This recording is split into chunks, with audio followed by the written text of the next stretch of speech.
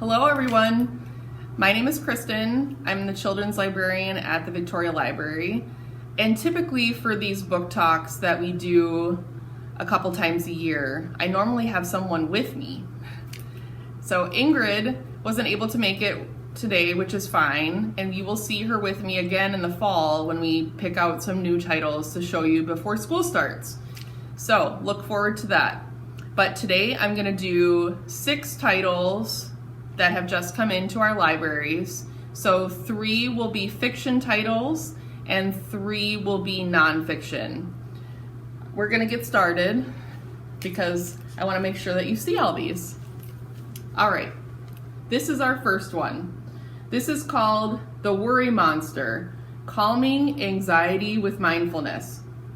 And it's by Dr. Catherine Cook. Have you ever turned into a worry monster? You are in luck. The worry monster in this book knows 7 mindfulness monster practices in order to get over worrying. So it'll help them and you stop the worry spiral. So I'm going to show you, I didn't know that they had something like this for kids, which I think it's really important that they do have something in this category for kids, because this is definitely something that grown-ups I think would benefit reading with their children. So, and sometimes I think grown-ups might just need a good reminder for themselves too. So I just flipped to the section where it's listing out the different mindfulness practices. And so this one right here is, what does it say? Now cross your arms and give yourself a hug. Pat each shoulder and watch your claws. So just different examples like that, and then to be able to make it work for you or your child. So I thought it was really important, and so I wanted to grab this one to make sure that people knew about this, because I think it'll be a helpful tool. So once again, that's the worry monster. And I don't know if I mentioned it from the get-go or not, but the titles that I chose for this book talk will be below the video to make it easier for you to find them in the catalog or ask about them at your local branch.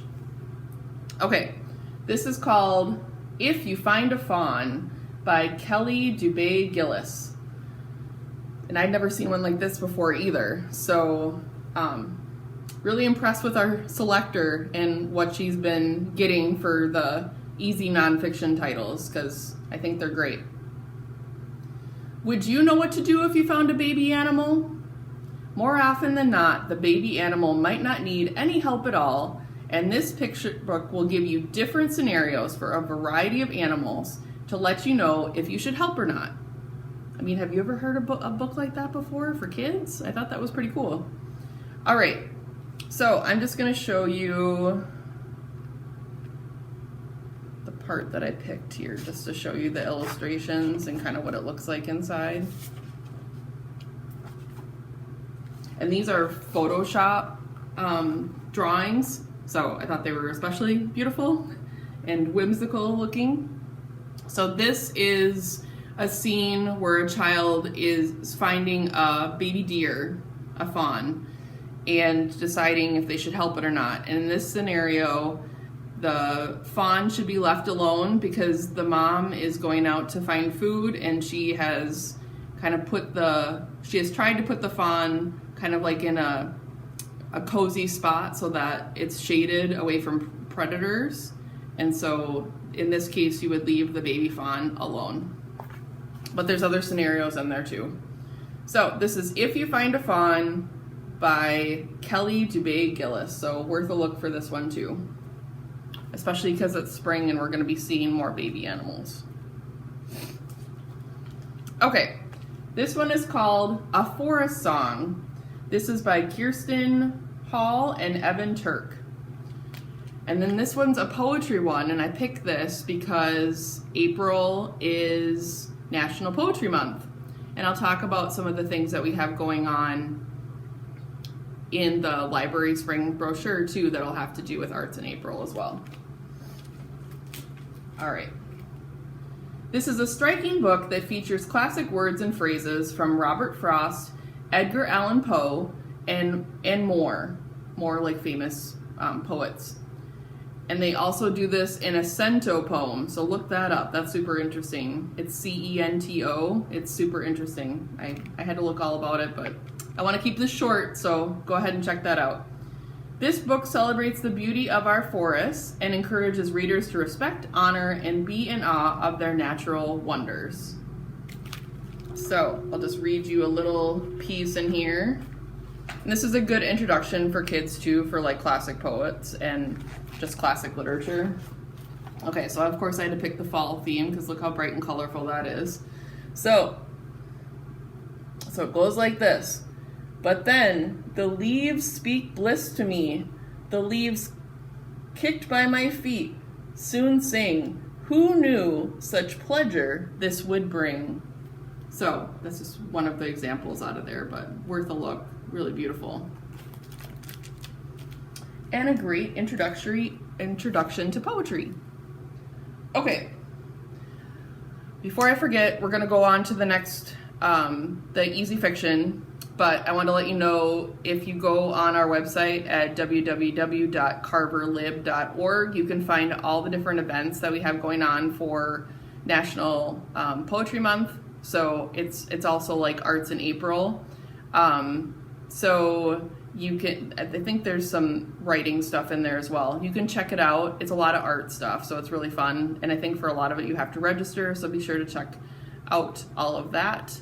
And then before I forget, for kids programs, we have, because it's spring, we have Master Gardeners coming out and doing story times again, which is awesome. And then also Earth Day is coming up, so we'll have Earth Day story times around the county as well. So come check out all of that. Definitely worth your while to come out, and hopefully our weather holds true and continues to be spring-like instead of a roller coaster, right? Winter can't seem to let go. Okay, so I've got 3 more. This is called Wrong Time Rooster. And so I picked these 3 titles because I'm a children's librarian. I do story time twice a week, every week. So I like to find different titles to kind of incorporate into story time as well. So these kind of had like a story time lens for me, but they're still going to be great to just do one-on-one reading, or if you have multiple children to, do kind of like a group reading as well. So this is Wrong Time Rooster by Michael Parkin. Ronnie's one job as a rooster is to wake up the animals, but something isn't right. Ronnie can't tell time. Will the animals help Ronnie? So you got to check this out, right? You got to make sure that Ronnie is going to overcome this, right? So this is one of the scenes in here. So definitely like humorous, funny, like the kids will think it's really funny as they go throughout the story. So this is a scene where Ronnie is going cock-a-doodle-doo when it's nighttime, when they're having supper. And so the farmer's like, what are you doing? And then it kind of goes from there. And you can see the animals in the window back there that are all kind of giggling, like, what is Ronnie doing? So you can go on from there. So definitely funny, good read aloud. All right, so there's that one. And then we have Hatch and Match. This is by Ruth Paul. Have fun reading this search and match adventure filled with colorful illustrations and rhyming text.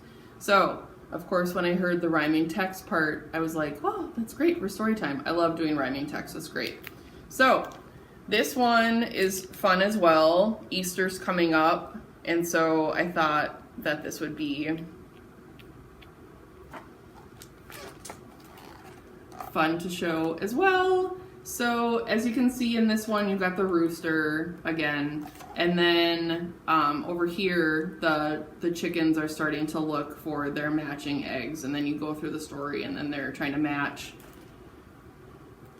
the colors that they are made up of. They look for the matching eggs, and so it's kind of like a kind of fun seek and find. So that is Hatch and Match. So worth a look, especially for all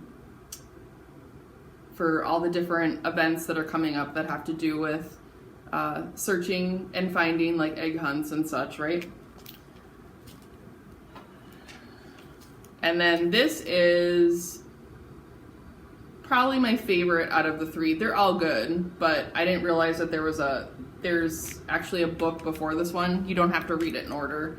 This is called The Teeny Weeny Unicorn. Excuse me. So, well, the first one is called The Teeny Weeny Unicorn. This is called The Teeny Weeny Unicorn's Great Big Wish by Shawn Harris. And so he's won like a bunch of awards and stuff too. And you can tell like his art style is pretty cool. I'll show you some of the pages in just a second. This is a funny one too that you could do for story time or a one-on-one and your kids would think is hilarious. Teeny Weeny Unicorn sets out on a quest to find something bigger than he is. He's in for a big surprise when he finds out that he's going to become a big brother. So, he doesn't know that till the end of the story. So, some of the art style I thought was really cool. I didn't check what it was, but I don't know, I just thought it looked really cool. Something like I haven't seen before. So this is a scene where his mom and dad are trying to tell him something and he's like, oh, I'm busy doing something else. Because he's going to search for something that's bigger than him, so he's kind of on a quest. And then at the end of the story, big surprise, that he's actually going to be the big unicorn, because he's going to be a big brother. So, I would check out the first one too. And I didn't choose one of the scenes that was like super funny, since I kind of spoiled the ending already. Hopefully that doesn't ruin it for you. But I just thought you could enjoy the rest of it on your own instead of me telling you the whole thing. But I would check out the first book as well, because it's super funny too. Alright, so that is Teeny Weeny Unicorn's Great Big Wish by Shawn Harris. Alright, that's all I have for you today. Once again, we can do this in the fall and we'll have new books, and Ingrid will hopefully be joining me, and because I miss her. It's more fun to do these with someone than alone, but hopefully you enjoyed seeing the different titles, and I tried to keep this short so that you could just see it quick and then you could write down the titles and start requesting them at your library. Alright, have a wonderful spring and summer, and we will see you in the fall. Take care.